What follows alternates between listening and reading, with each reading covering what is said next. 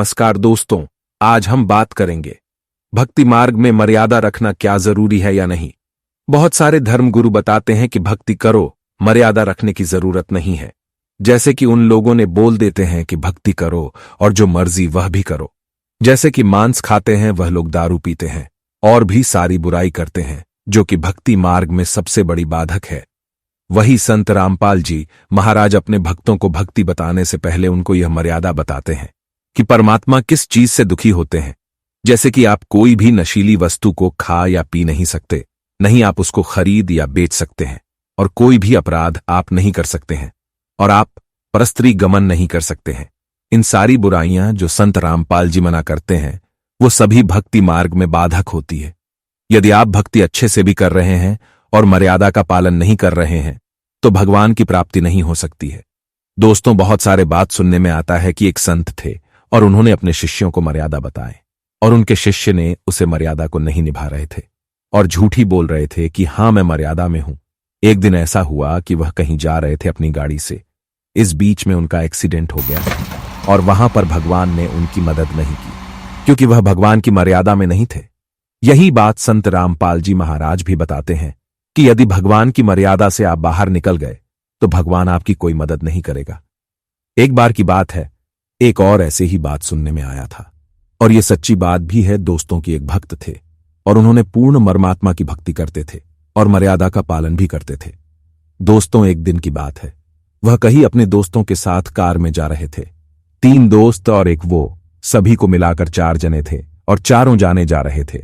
वह लोग अपनी मनमानी करते हुए जा रहे थे और ये भक्त थे तो ये परमात्मा को याद करते हुए जा रहे थे। फिर ऐसा हुआ कि कार की एक्सीडेंट हो गया।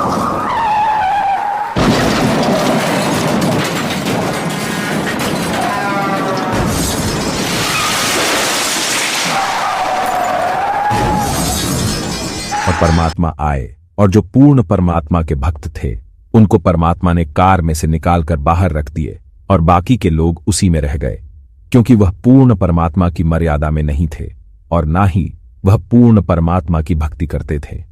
जब गांव वाले ने देखे कि कार एक्सीडेंट हो गया और कार की तो पूरी हालत खराब हो चुकी है, इसमें जो लोग बैठे हुए थे उनकी तो हड्डी तक चूर चूर हो गई है, लेकिन गांव वाले ने देखे कि इसमें एक्सीडेंट होने के बाद में कोई भी बचा है या नहीं, तो एक गांव वाले देखकर बोला कि इसमें कोई नहीं बचा है।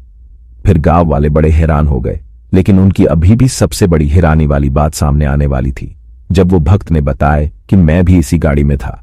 तो गांव वाले को बड़ी चौंक गए, क्योंकि उनको पता था कि ये गाड़ी पूरी तरह से टूट गई है, फिर ये लड़का कैसे बच सकता है। तो फिर वो भक्त ने बताया कि जब गाड़ी की एक्सीडेंट हुआ तो मेरे को ऐसा लगा कि कोई आया और मेरे को बाहर निकाल कर रख दिया।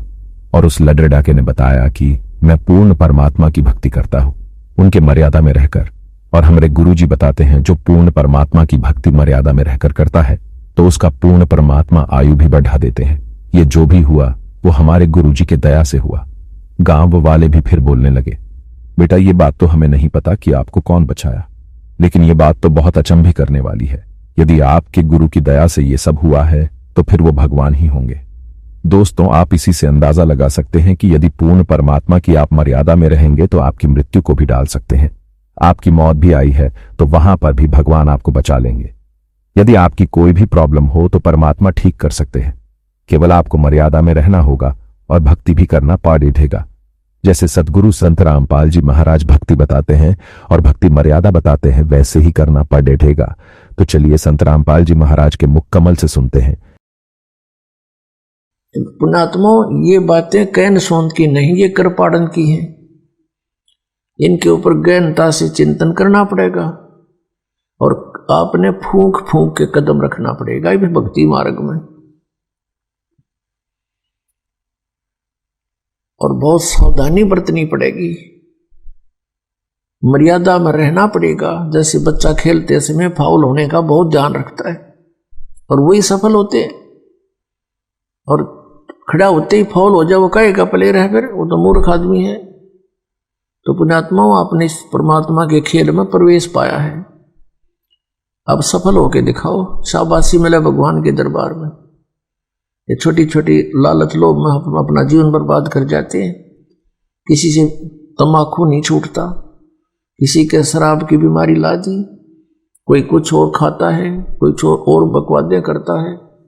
तो इन पर विजय पाना है, इनको हमने पराजित करना है मालिक की आड़ लेके। वैसे नहीं हो सकता, परमात्मा की शरण में रह करके हम इन पर विजय पा सकते हैं। जीव के बस का नहीं है इनके ऊपर विजय पा लेना। आज हमें मनुष्य जीवन प्राप्त है, इसमें आप सुख भी महसूस कर रहे हो, और परमात्मा कहते हैं कल मृत्यु हो जाती है 1 सेकंड में।